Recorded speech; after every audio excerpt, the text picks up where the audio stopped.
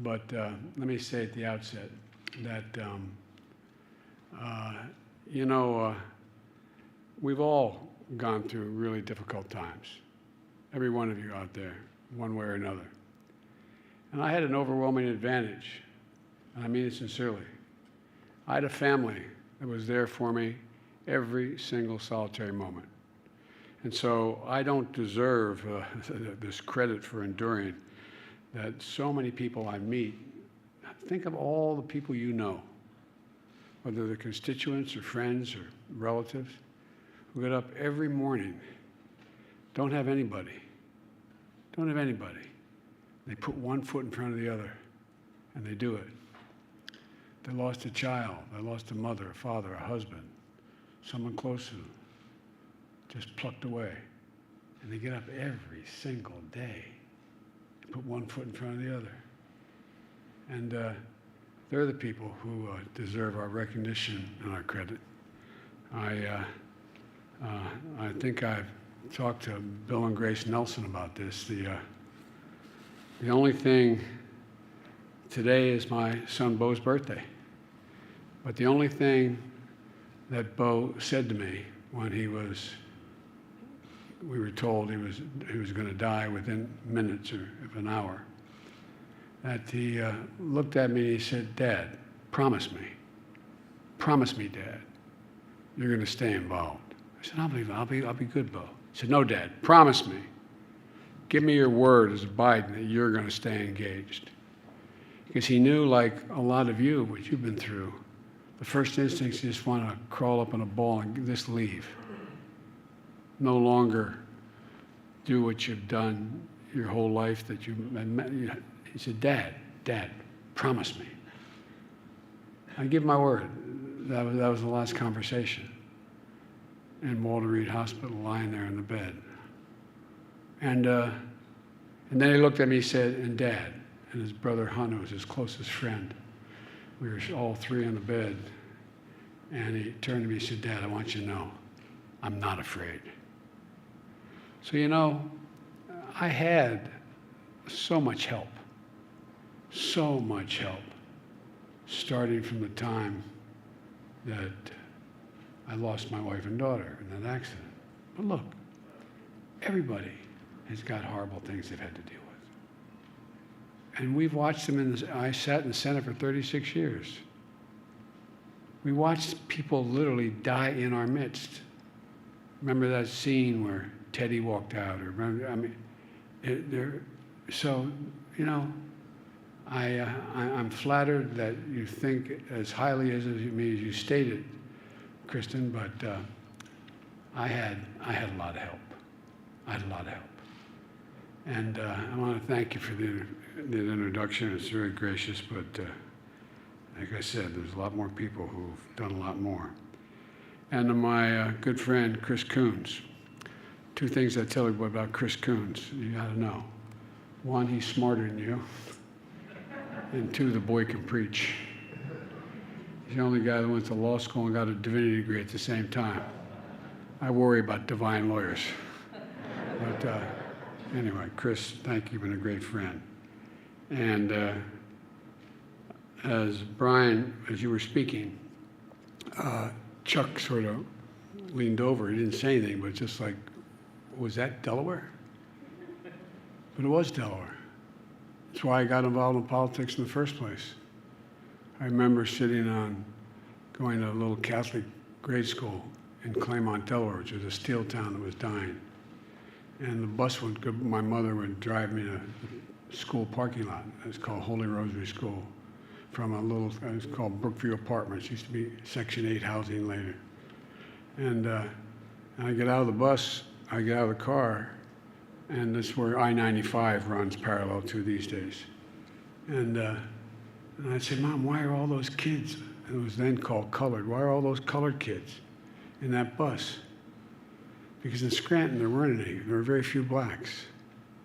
So they're not allowed to go to school with us here in Delaware. So, and Milton wasn't what you might call the epicenter of desegregation. And so you've been through a lot. but you've done a lot as well, and I thank you.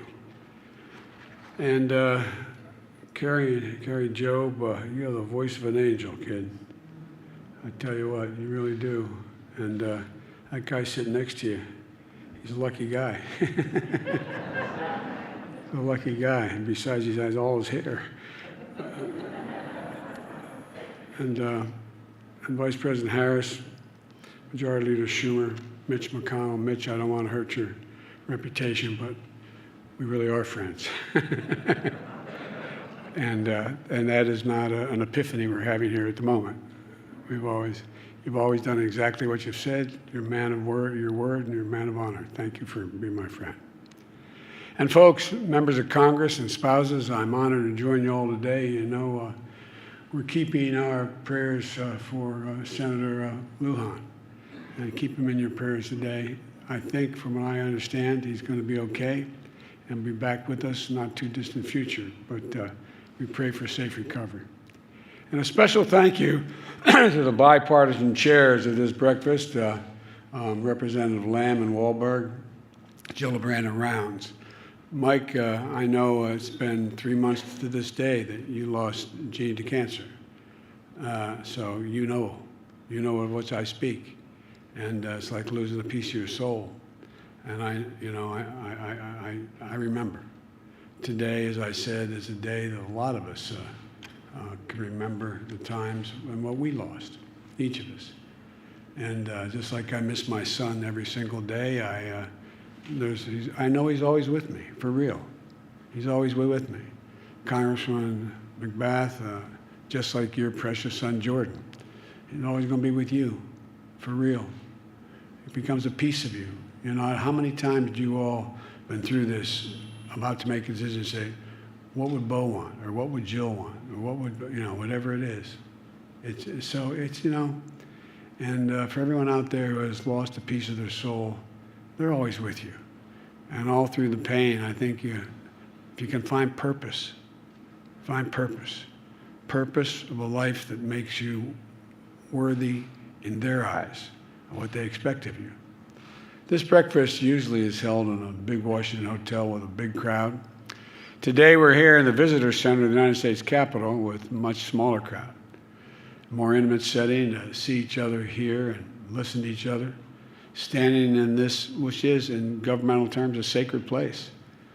And think about our former colleagues and close friends we lost this year: Bob Dole, Harry Reid, Johnny Isaacs, who was a hell of a guy, Max Cleland, Carl Levin, Mike Enzi, John Warner, Walter Mondale.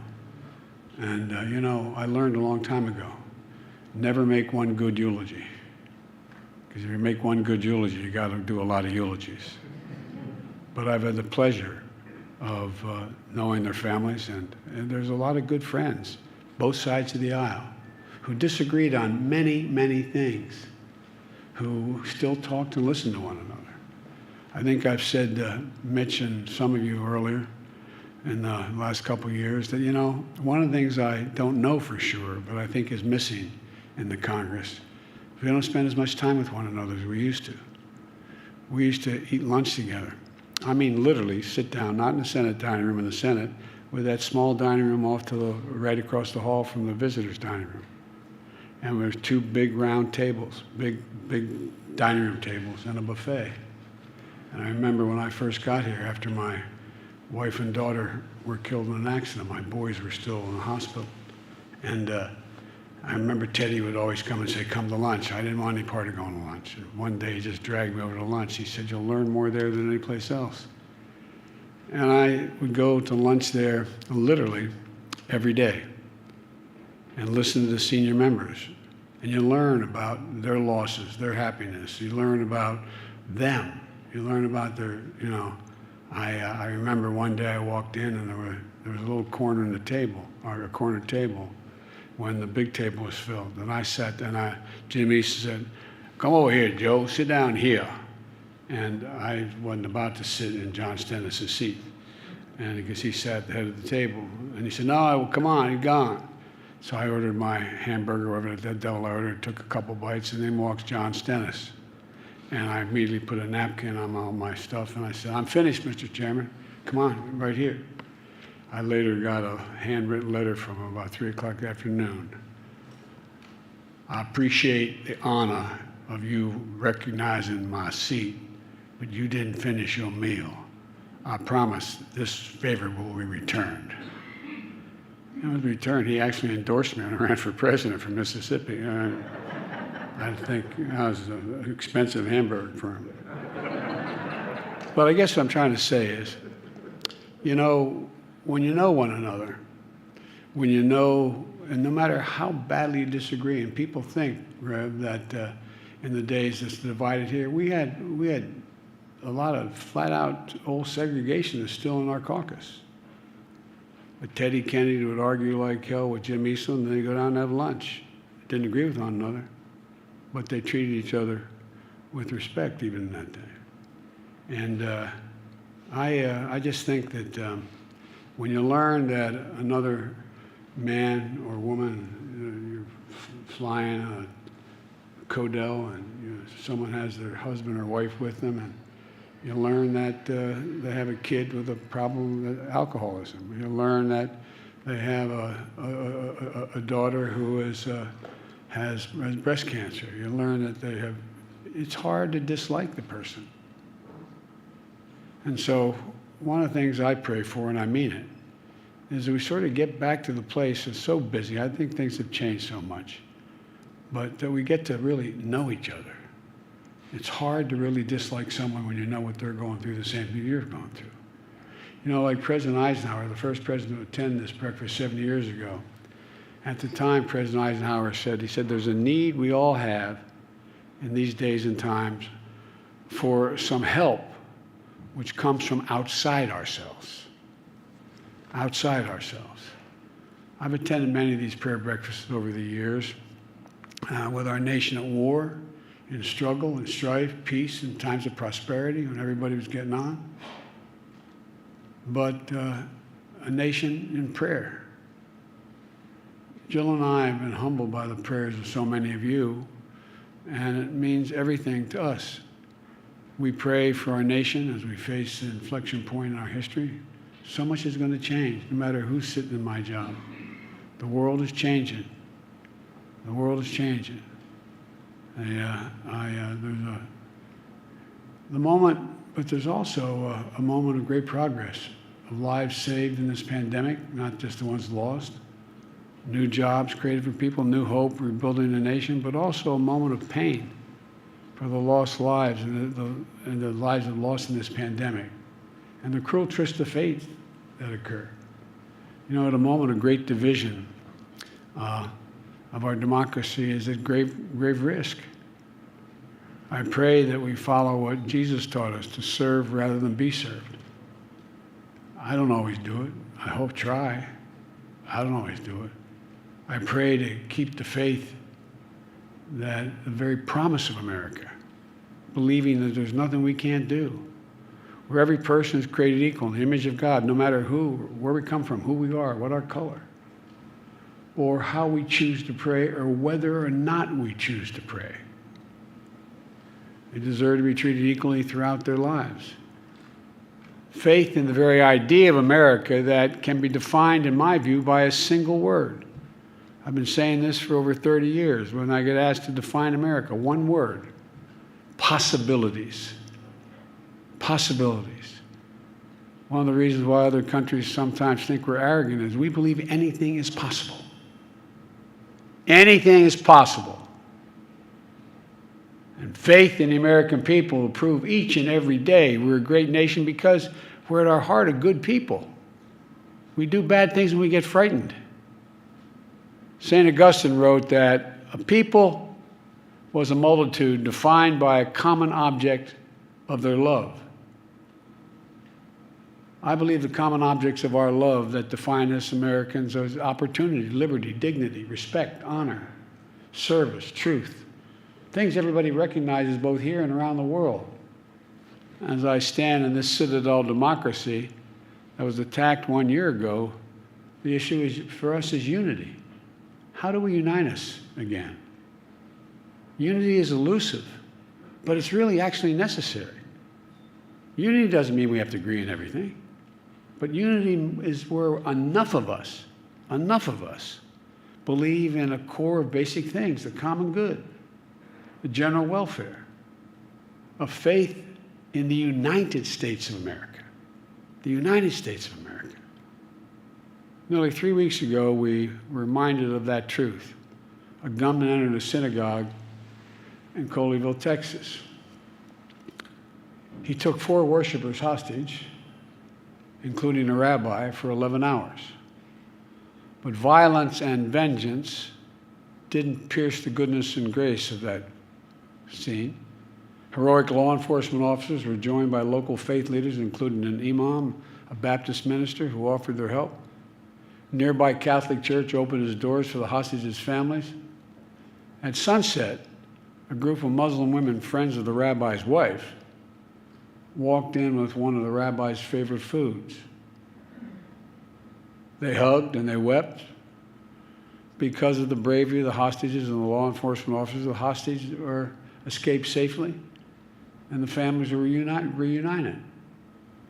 When asked later if he would change anything, the rabbi said, quote, "We will do what we always do, which is the best we can," which is the best we can. I had a long conversation with the rabbi.